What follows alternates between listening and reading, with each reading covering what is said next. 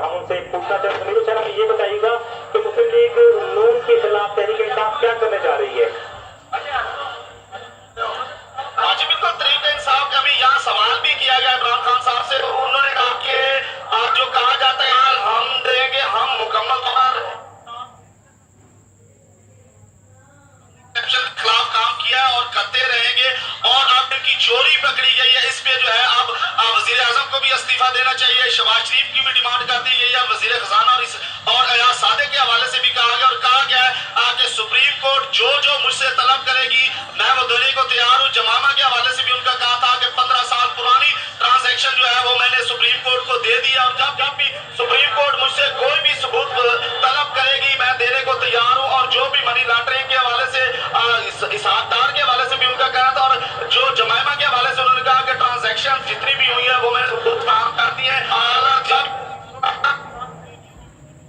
वो पेश कर दूंगा। जी